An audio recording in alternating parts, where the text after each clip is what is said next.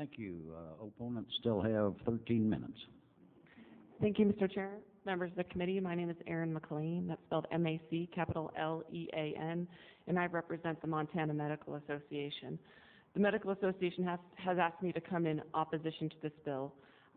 We have a statement that I'd like to have put in your hands of the position of the Montana Medical Association regarding physician-assisted suicide. It does not support or oppose. What I should say is the Montana Medical Association does not condone the deliberate act of precipitating the death of a patient. But it does accept the proposition that death with dignity may be achieved, does not accept the proposition that the death with dignity may be achieved only through physician-assisted suicide. It does support, however, the use of palliative care. There's many uses of palliative care, and sometimes that palliative care may hasten the death of a person sooner than would otherwise naturally be had. And that's what I came up to speak about. I also am passing out to you a summary of the Baxter decision, and we want to, of course, support everyone who came up today to oppose the bill. But what we have to do is make clear that this committee and that the legislature understands what actually the Baxter decision held. So we wanted to put a summary together for you.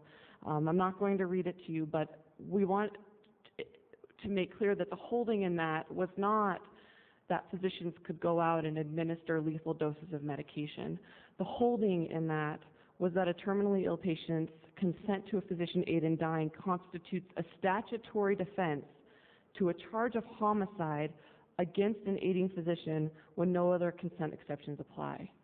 When there are times that individuals may be given palliative care and that those individuals reach a point where their deaths may be hastened by that palliative care, we need to ensure that physicians will not be charged with murder, especially in light of the discussion that the court had that I included in here regarding the rights of Montanans under the Montana Rights of the Terminally Ill Act. Because of the fact that the Terminally Ill Act, by its very subject matter, is an apt starting point for this discussion, and that the Supreme Court held end-of-life autonomy, respect, and assurance that their life-ending wishes will be followed is in the statutory scheme. So what we need to do is make sure that any bill takes into account the Terminally Ill Act so that physicians are not put into a situation where they're being charged with murder when they're basically going along with the wishes of their patient under the Terminally Ill Act.